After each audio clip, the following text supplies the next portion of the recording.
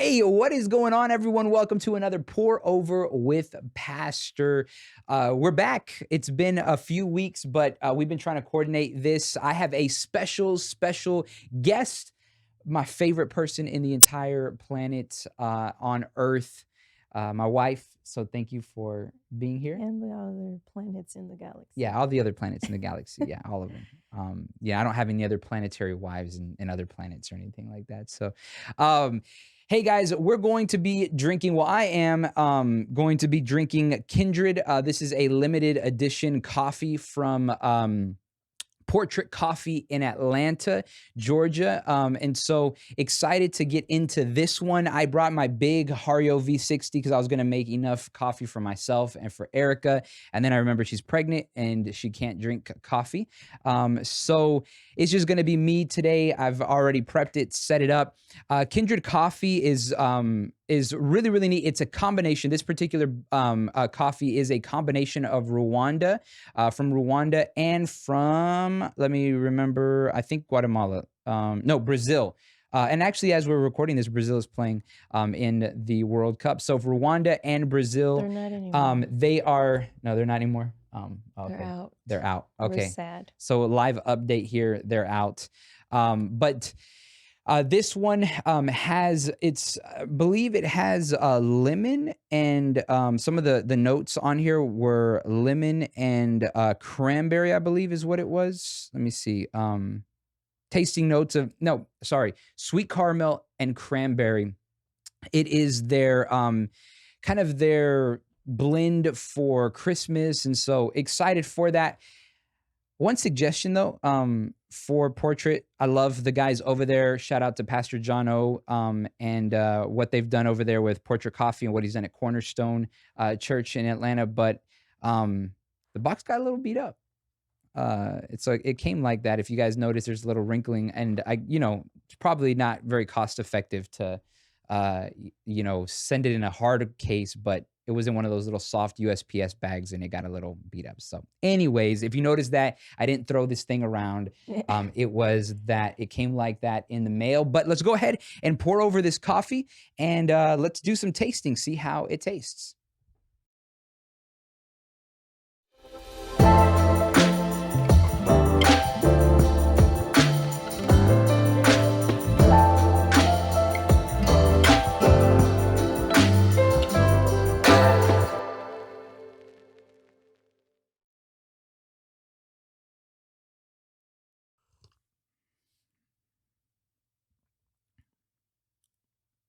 Okay, let's try that again.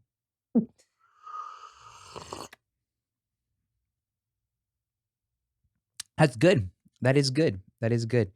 Definitely kind of medium bodied. I'm getting the cranberry. I don't really get the other stuff. Like the caramel. I don't know. Maybe it could have been, I'm not like I'm not a super like Hario V60 user, so I'm not the best at brewing with it, so that could be it. I may just not have gotten those out, but definitely get some of that cranberry. Actually, the cranberry is kind of coming in now as like an aftertaste. I don't know if no, okay. Now that like I kind of get some air anything in there, I can kind of get a little bit of that cranberry. You can't taste anything. Okay, COVID. Just kidding. All right, so yeah, good. I would definitely recommend it. I recommend Portrait Coffee in general because it's a really, really great coffee company. I think their tagline is like coffee with the purpose. I think it's coffee with the purpose. No, pouring a new narrative. That's what it is. Sorry. Pouring a new narrative. It's completely different. Pouring a new narrative is their tagline, and they're doing an amazing job. One of the co-founders is a pastor there in Atlanta, and so very socially conscious coffee company, and really, really enjoy their coffee. So, thank you for coming and being part of this podcast. Thank you for inviting me again. This is coming off of the heels of our series that we did on marriage. And so we had some really great conversations around that. For those of you who maybe missed that particular sermon that we did, or sermon series, the second Sunday of that sermon series, Erika joined me on stage. And so I did a quick sermonette, like at the very beginning. And then after that, we had sort of a discussion. and had a really good time. And so today we're just going to kind of catch up and talk a little bit. And then the idea that I had was that we would both give 3 things that we've learned, or pieces of advice or different things like that. 3 things that we've learned in marriage. They could be things that we've learned from our parents or grandparents, or things that we've learned through experience. I know some of you guys that are watching this may have been married for a lot longer than us, but our hope is that maybe we bring something fresh, new to the table, something that maybe we've learned from somebody else. But catch everybody up on what's been going on with you, Erika, and the pregnancy and all that kind of thing. So, All right. Well, hi, everyone. Again, thank you for inviting me. So since last time I was in the podcast, now we're pregnant again. We're having a second baby. We're very excited, and it's a boy. We're still deciding on the name, so we'll share later on. But we are very excited. I'm still working at CPS, doing tough job, but very rewarding. And just here supporting Josue with Emma and just allowing God to use us whatever way and where he wants us to be. So I'm just excited to be here today. well, I'm excited for you to be here as well. I think we're going to have a good conversation. So, do you want to go first? You want me to go first? Who's going to start with what we've learned, advice, things we've... I don't know. Advice is kind of... No, what we've learned. What we've learned, yeah. Advice... I don't know about... I mean, it could be advice for some people. I don't know. So me? Okay, I'll go first. All right. So if you see us with our phones, we've got the notes kind of written down here. But so the first thing that I've got on mine that I was writing down as we kind of talked about this a little bit is no one will prioritize your marriage the way that you will. And I think that's kind of interesting because like when it comes to work, when it comes to like friends, when it comes to all those things, family, kids, all of that, I think it's important to understand that if you don't make your marriage a priority, nobody else is going to. It's not like your boss is going to be like, hey, you need, they may, if you have a great boss, they may mention something to you and tell you, hey, you should make your marriage a priority or take time, to be with your family, take time off, those kinds of things. But at the end of the day, they're not there day in and day out. And it's not really their responsibility to make it a priority, right? Right. It really has to be your priority. So don't wait till you get the day off to make your marriage a priority. Don't wait till somebody tells you something to make it a priority. Don't even wait till your spouse tells you, hey, you need to make this marriage a priority. In your mind already, make up the decision. My priority is going to be my spouse. I need to spend time with them. I need to cultivate that relationship. I need to develop, habits where we're taking time together. And we've had this conversation recently, especially with the pregnancy and stuff like that about connecting and, really being intentional and taking those steps towards, having that time that we're connecting and stuff like that. Yeah. And I think it's a really good start. Like, you get so caught up in your day-to-day life, work, raising kids, whatever it is that you do. And you just go with the flow. Every day is the same thing. We wake up at 7, we get Emma ready, we do breakfast. Josue takes off with Emma. I start my day, then pick up Emma at the end of the day, come home, do dinner, go to sleep. And it's just like a cycle all the time. And we were talking about it the other day because it gets stressful, when you do the same thing. And I was telling Josue the other day, I feel like we haven't spent time just you and me because we always have Emma. And our situation is a little bit different because our family is not in town. And so sometimes it's hard to find people to babysit, but we have had great people that have come forward and say, hey, we'll help. And Emma loves that too. But I think it's really important to take a break, step back, go on a date. And even if sometimes we've even done it just after we put Emma down for bed. We put our phones away. We said, no TV. We're just going to talk and share how our day was. Or maybe there's something that's been bugging us or we argued about something and we try to come to a solution or kind of figure things out. But I think it's very important to keep that in mind that no one's going to make your marriage a priority. So you have to. Yeah. All right. Your turn.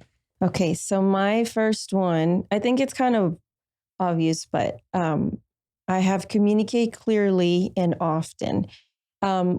I mean, communication is just key with every single relationship, but I feel like in marriage is such a big thing. Like for us, if we don't speak, even we share a calendar, and I can add what we're doing, he'll add what he's doing, but sometimes I don't check it, sometimes he doesn't check. So it's good to come and say, hey, this is what's going on. I don't think it's only about what I'm going to be doing this week, but also like what my needs are. Now with the pregnancy, like Josue knows usually what my needs are. And when we were talking the other day, I remember sharing like, I'm pregnant now, and this pregnancy has been a little bit tougher than Emma's. And I feel like I have not a lot of energy. And so I am a little OCD, I will admit. And so I'm usually picking up like the whatever mess there is. I'm cleaning the kitchen, doing laundry, cleaning here, cleaning our room. Like I'm always I want things to be tidy and perfect, right? And I haven't been doing that as much, but I also haven't communicated to him like it's been hard for me to do it. And I just sit back and then I get into this mood where like my house is a mess and nobody's doing anything about it. But I'm haven't told them like, hey, can you help me pick up the kids' room, or like pick up the kitchen or do the laundry, whatever. So I think it's important to communicate those type of needs because life changes. The other thing was kind of expectations. I think you share what your needs are and what you want to happen, but share what do you expect from whatever it is that you're going to do, whether you're going to go out on a day, whether you're going to hang out with friends, work. Like if I need him to pick up Emma, I can't just say, hey, pick up Emma, take care of her later. I'll be home at 8. Like, I feel like I should be more clear and say like, please pick her up. And then when you get home, feed her. And then, just because I usually am the one that does that part of routine with her. But again, if I don't tell him, not that he's going to do a bad job, it's just that he simply isn't going to do what I usually do because or what I want you to do because I didn't tell you, even though Emma will remind you, which is cute. Well, I think the other part of the expectation thing is a lot of times we get frustrated and angry because something didn't get done or something wasn't met, or, a need wasn't met or whatever. And a lot of that frustration and anger comes from a failed or an expectation that wasn't like completed, right? But we do it to ourselves because we don't actually let our expectations be known. Right. So if you can say, this is the expectation that I have on that, then in a healthy relationship, and hopefully, everybody that's watching this is striving, right, to be the spouse that their spouse needs. And so then you can say, okay, I need to keep that expectation in the back of my mind. And be able to do that. Now, the other part of that is we want to have realistic expectations as well, right? Yeah. So we can't have like this super high expectation and think this is exactly what's going to happen and then really get upset when it doesn't happen, when you're like, okay, realistically, he's not going to be able to like clean the entire house, vacuum everything, clean all of the he should though. Clean all of the restrooms, cook dinner, and give Emma a bath all before I get home, and he gets home at 6 and I get home at 7:30. You know what I mean? That's not a realistic expectation. It would be wonderful though. No, I had to clone myself or something. Something I was going to add to that is, I mean, we all know women and men are wired differently. I mean, I would say the majority of women, the majority of men are wired, men the same way, women the same way. Men really need, and this isn't only happened to me with Josue, like it's happened with my dad, it's happened with cousins, it's happened with like male friends I've had. Like you have to be very specific on what you want them to do. If you're a woman, if you're married, you probably can like attest to that and kind of say, yes, amen. But it's just like, I've noticed something so simple. Like if I tell him, hey, I'm going to get Emma ready for Beth. Can you clean the kitchen? In my head, cleaning the kitchen is washing all the dishes, cleaning the counter, clean the stove, sweep the floor, clean the table, the dining table, and then let's go. For him is washing the dishes. She said wash the dishes, all right? So wash the dishes means wash the dishes. I learned that early on in our marriage because I would just say that and then I would come and I'm like, you didn't clean the kitchen. He's like, what do you mean I did? I washed all the dishes. Look at that. And I'm like, but what about the counter? What about this? So things like that, like be specific on what you want them. Yeah. Now he knows because I mean, I've told him several times, but I've expressed that and now he knows. So I think, yeah, important to be clear when you communicate. Cool. One of mine was communication as well, but I'm gonna switch it up a little bit. I'm gonna switch it up a little bit at the end. So my second one was this: kids come second. I think that sometimes, and now that we've gotten into that stage the last 2 years, that we have, Emma, and now we've got another one coming on the way. It's really easy. I can see how people like make all of their focus in their marriage, their kids, because it's super easy to do that. Especially as you get, as like I love Emma. She's super cute. Like it's incredible. I love spending time with her. We have a great time, and it's awesome. And then there's just so many activities around what she does, and I'm sure it's only going to get like not worse, but there's going to be Busier. more busier. Yeah, that's the word I'm looking for. It's going to get busier as time goes by. So I think the thing that I'm learning right now, and I think that is something that I know my parents told me this when I was younger, but now I'm starting to see it firsthand, is that kids do come second. Like our relationship needs to come first. Because at the end of the day, kids are going to grow up and they're going to leave the house, but me and you, we're stuck together for the rest of our lives, so Dang it. No, but just no, kidding. so I mean, and that's what my parents used to tell me all the time, was that my priority and what, the biggest thing, the most important person in my life is, I mean, this is what my dad would tell me, is your mom, because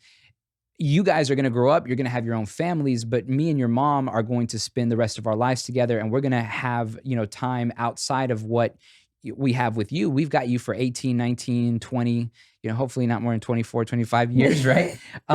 But then the rest of the lifetime, before and after kids. And so the one of the scariest things that can happen is that you get to a point where you have been living in the same house, but now you've almost just become roommates because you've been so Mhm. focused on the kids, and everything has been about the kids, that you end up at the end of, the kids have grown up, and now you've got to get to know each other again, and it's a whole nother stage of life. And there's some times where, you'll see people that'll actually end up going through a divorce after the kids have left, because the kids have left and now they're like, now what? Yeah, they're disconnected. What do we do now? So we want to prevent that, and one of the ways to prevent that is during that whole time in the marriage is to And I agree. I totally agree. And as a mom, like for me, it has been hard to just say, what do you mean Emma's not first? Like she's so little. She's still so dependent of us, especially when she was a baby. And even now, like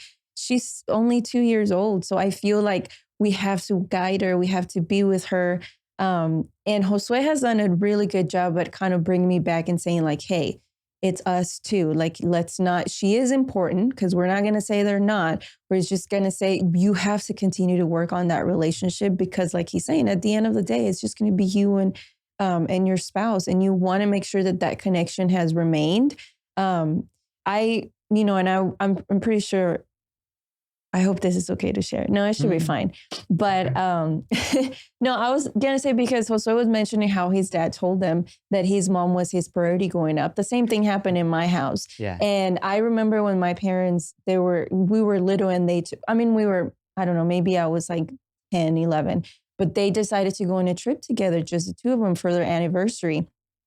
We had been so used to going with them everywhere they went that when they went, my sisters and I were like, what do you mean we're not going? And they were going like out of the country. They went to Peru, the beautiful Lima and all of that. It was so beautiful, the pictures and everything they sent.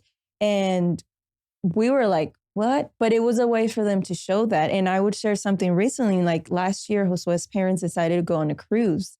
And Mhm. they did it during Christmas. And I Yeah. know it bothered us all, but I know it bothered especially Josue and Julia, his sister, because it was kind of like, what do you mean? Like it's Christmas time, it's our family, we're gonna be together, we're gonna do all of that.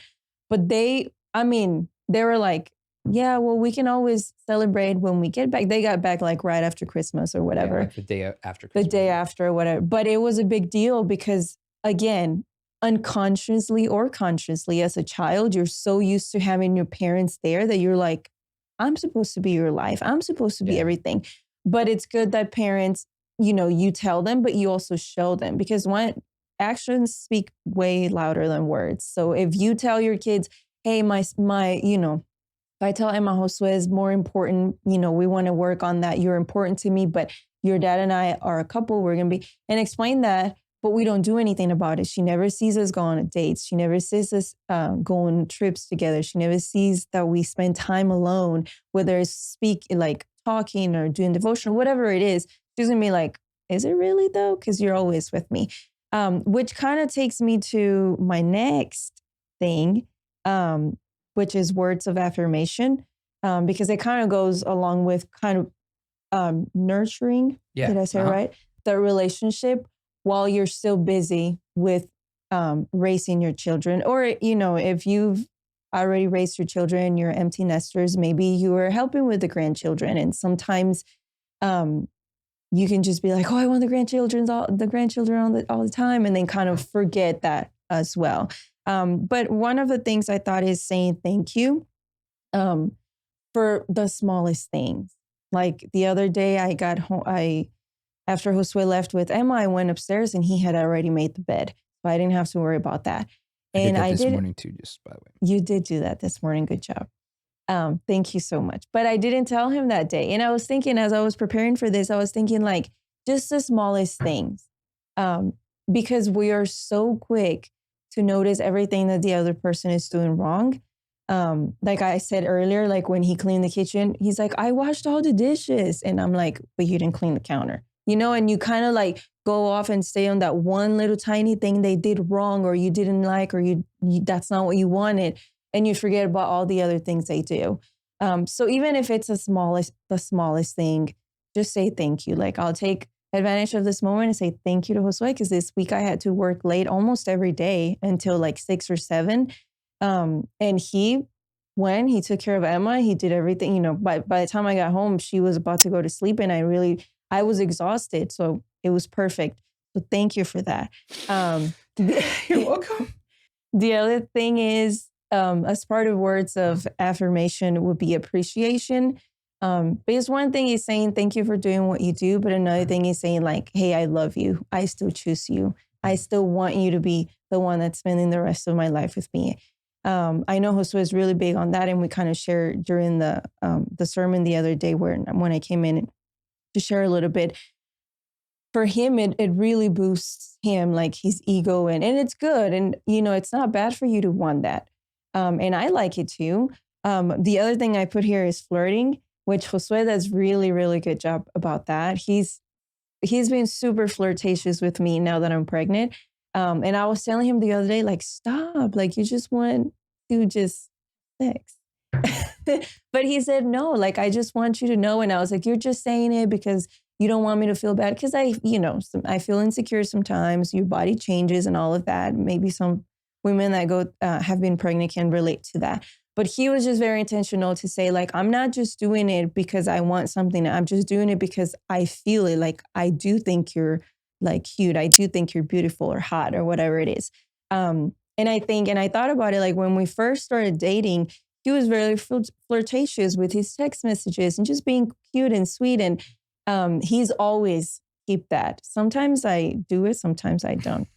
But it kind of keeps that spark. I mean, and just might be a little too much, but I think sexual intimacy, it's important too, but just intimacy within the couple, it's good because think about it. When you first started dating, what were the things you did, the things you said? Yeah. And how you would get so excited to get that text and the little butterflies on your tummy and just kind of waiting for the next day to see him or see her. And now that you're married, like we might take those things for granted. Like, well, we're married. He loves me. I love him, whatever. We ain't got to say it. But we do have to remind each other through actions, through words, through a hug, through, intimacy, whatever it is. Yeah. And I love that because I think it is easy. And it's easy for me too to slip into just being like, whatever. Like, I don't need to like flirt with her. I don't need to be cute. I don't need to be romantic. And, and I'm not like a super romantic guy. And like, I have these grand gestures, but I'll flirt and I'll say different things. And, I think you've got to keep that going because if not, like, the biggest thing is you want to make sure someone used this term before, you want to affair proof your marriage. And really the idea there is if you can continue to have that spark, right, then what you're doing in many ways is you're affair proofing that marriage. You're saying, I don't want her to have to go somewhere else to get the affection, to get the love, to get the flirting or any of that kind of stuff. I want her to come to me for that. So what do we do and how do we set that up? And the reality, guys, is we're all exposed to temptation. We're all exposed to our marriage getting hurt some way or another. And I think the more than we can do to protect that, to bulletproof that, the better it would be. And it's not only through flirtation, whatever, but send a text during the day like, hey, thinking of you, or I love you. I can't wait to see you tonight, like whatever it is. Because again, think back when you first started dating and what you wanted to date that person. Because for us, specifically for me, like Josue we would text a lot. We weren't living together. And when you're not living together, you're like excited. Like sometimes it dies down, but it's important to bring it back.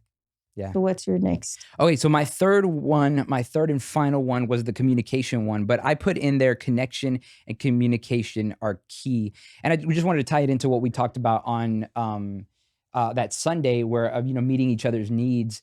Then we've kind of gone talking about this in each one of those, I think, is figuring out what that need is in your spouse and then figuring out how can I meet that need and communicating that need. So exactly what you were saying, just kind of reiterating that and saying, okay, how do I communicate what I desire out of this relationship, right? Hey, I would really, really, appreciate it if you did this and then communicating and then being intentional in meeting that need. And so I think the communication part is super, super crucial because we can actually get to the point where there's so many things that are trying to pull our attention in different areas, right? So if you got kids, the kids are going to pull your attention. If our cell phones, our devices, our televisions, all of those things are going to try to grab our attention.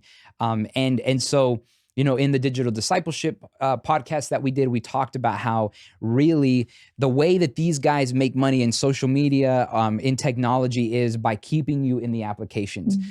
So what that application in essence is doing is it's not just on a spiritual level, is it trying to distract you and keep you from God, but it's also trying to distract you and keep you from some of the people that are in your life, especially your spouse, because if there's a one person that is going to be there, next to you, it's going to be the spouse. And so, I can connect with all these people online and on Facebook and Instagram and all this stuff and like everybody's photos and comment and chat with people, but then I'm not spending time with my wife. And so we need to have that communication. The other part though about communication, I think is I just thought about this right now. And I think this is probably the most central part of it is it's not just communication with each other, but it's also communication with God. So are we spending time communicating with God together? And I think one of the things that has been kind of hit and miss, and hopefully we've missed a couple of days now, but we need to get back into it, is the devotional thing with the Advent devotional, is reading through that and keeping up with those Advent devotionals and saying, hey, this is a special time for us to be able to have communication with each other about what the devotional is saying, but then communication with God because we end that time, praying together. And it's interesting that you said that about communication with God because that was my next. My next point was... We haven't looked at each other's thing. Yeah, we didn't talk to each other before. But mine was spending time with God together. So, we're Christians. We already know that it's important for us to spend time one-on-one with the Lord, reading, meditating, praying, fasting, whatever it is. But it is very important to do it together. Yeah. And like Josue said, we've tried. It's you try your best. You want to strive and you want to try as hard as you can to do it. Sometimes it just doesn't work out because life. But it should be, and we should have mentioned it at the beginning, but it should be one of the number one priorities in your marriage to spend time. We're doing it at the end because it's the most important. Yes, and we want this to be the last thing that you guys think about. True. No, but I was thinking, because it kind of revolves of everything. Like as I was thinking about the devotional part, I thought about if we're doing it together, if we're doing a devotional together or talking about scripture, or maybe I did my own devotional. Sorry, I hit that. maybe I did my own devotional and then I come later on and kind of share, hey, I was reading this or I listened to a podcast. I had a devotional. Kind of talk about that. We can have these conversations in front of the children. They could be playing and we can be talking, because how often do we talk about our day or whatever it is, like, oh, I got this call or this happened today in front of Emma. And she, I mean, right now she's at a stage where she picks up everything we say and she understands and she'll repeat it. So I'm like, it's a great opportunity to just spend some time and say like, hey, I was listening to this podcast or I read this devotional and this caught my attention, blah, blah, blah, because we're setting an example for our children. We're setting an example for people around us. And I mean, we want, and I hope that is your kind of your goal too. We want to raise children that are going to be fearing of the Lord, that are going to be good people to our society, but more importantly, that are going to be the people to bring more people to the kingdom of God. And what better and most beautiful way to do it than having a devotional as a couple. And then the other thing I thought of is sometimes we have arguments just as a couple for whatever reason. And when you don't spend that time alone with God and you don't spend that time together with God, it's so easy to take it up a notch. Something that was like a 2, it turns into a 10. You go from 0 to 100 real quick. Happens to me. Josue's pretty good at kind of keeping. Still happens to me too, though. Yeah, but I feel like you're a little bit better than me, because I just get upset really quickly. And it takes me a while to come down when I'm upset. When he gets upset, you just kind of let it all out. And then like 10 seconds later, you're like, let's go get some ice cream. Let's talk. And I'm like, don't come talk to me. We just argued. But I think, it comes with the whole forgiveness part, because sometimes you just, the smallest things, and you just want to hold that grudge, and you just, in a month, I'll bring back whatever, the fact that you didn't clean the counters the way I told you. And it's like, it kind of becomes this competition of, I'm keeping score of what you did wrong and you're keeping score of what I did wrong. And every time I bring something up, you bring something up, and then we're just going at each other. And we just forget, like, really, like, sometimes, I mean, I know there's situations in marriage that are really big and it's hard for you to forgive if you are going to work towards that. But us, thankfully, we haven't had anything huge that we say like, hey, I can't forgive. But sometimes you just hold that grudge. And I feel like spending time with God kind of opens up and gives you that freedom. And it's kind of easier to say, you know what, I'm going to let go. Like, it's not worth it. It's not worth it to go to sleep angry. And we've done it a couple times. Josue's always the first one that comes back and says, hey, about last night. And I'm like, no, we're not ready to talk. All dramatic, right? For those of you who know me, you know how I am. But I mean, again, it's just little simple things like that. So yeah. Yeah. And I think, it's simple, but it's also not simple, right? Because on one end, like, we understand that our connection with God is going to determine our connection with other people. So, we kind of call this the horizontal and the vertical relationships, right? So if our vertical relationship with God is good, then what it'll do is it'll kind of outpour itself in our horizontal relationships, our relationships with other people. And so what we want to do is we want to make sure that vertical relationship is doing well first. That way the horizontal relationships can do well. But it's really difficult because it takes a lot of work. It takes a lot of self-discipline. It takes a lot of energy to say, I'm going to spend time with God. I'm going to develop that relationship.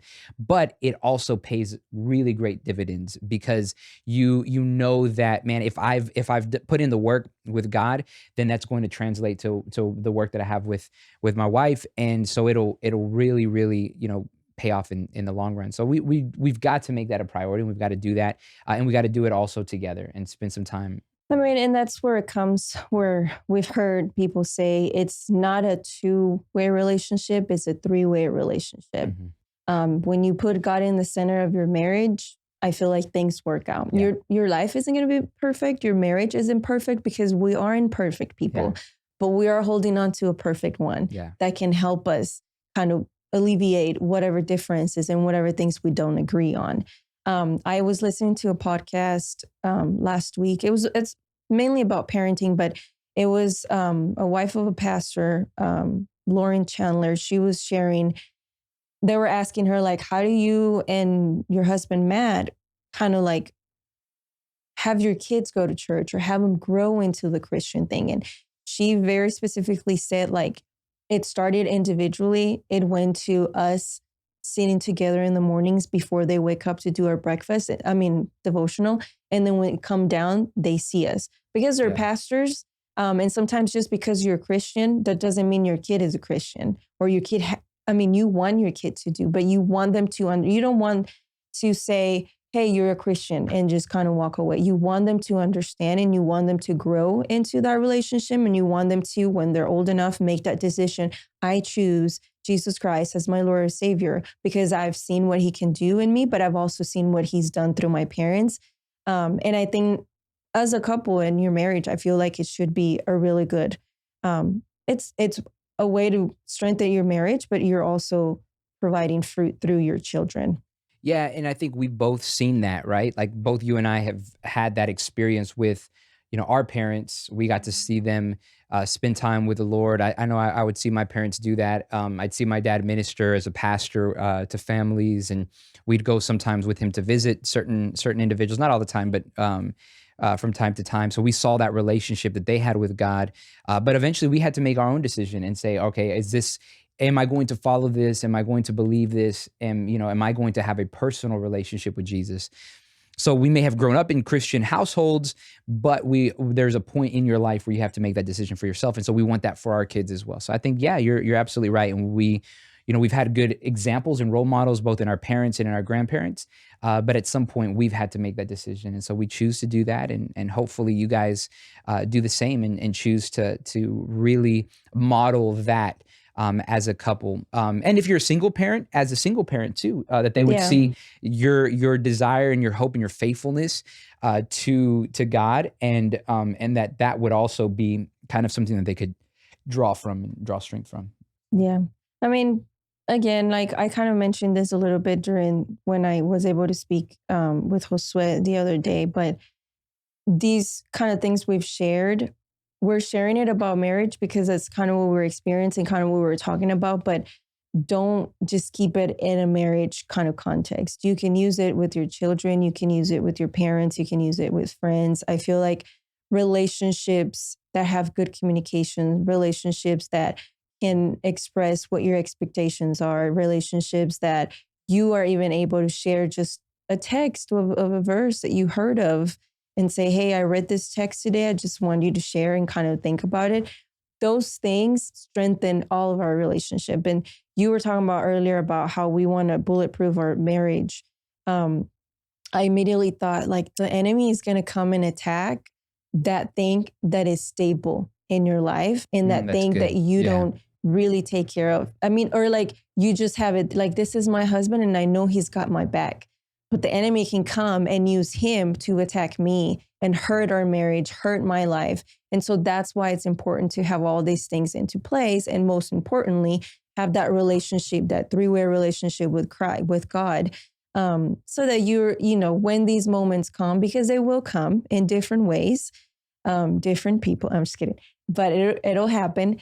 But you're ready. Yeah. You're ready to say, I know what we have and I know what God is doing in our life. And it's not just kind of like, well, I don't know. I didn't know he had this coworker. I didn't know he did this today. It doesn't kind of take you by surprise. Yeah. Because you've got that foundation. So cool. Anything else that you have? No, I think that's it. I think that's the podcast. Give us a thumbs up. Yeah. I feel so cool saying that. So on just kind of social media wise, guys, make sure that if you're not subscribed to the YouTube channel, hit the subscribe button. You don't have to be a member of Life Church to subscribe to our YouTube channel. If you're watching this video right now, pause the video, hit the subscribe button. We need to get those subscribers up, okay? So hit the subscribe button. Make sure you hit the thumbs up button. Share the video. Let people know about it. If you got anything great out of this, share it on your Facebook and your Instagram, your TikToks, all that good stuff. If you want me to come back, just put it in the comments. Yeah, if you want her back as a recurring guest on the Pour Over with Pastor podcast, make sure you let us know. So thank you, babe, for being here. And and we will continue to take you guys' questions, comments, all those kinds of things. If you have any kind of questions, leave them in the comments, and we'll try to respond to them in the comments there with you, or we'll respond in person next time that she's on. We pray that this was a blessing to you guys. We hope that it just a little bit helpful, or maybe some tips for your relationships, your marriage, if it's struggling. We're here for you guys. Yeah, we're praying for you. Pray for us, because we are also not perfect. But we're kind of all in this same world, and we all kind of go through the same things. So we hope that you guys enjoyed it, and have a good rest of the day. All righty, guys. See y'all later. Grace and peace.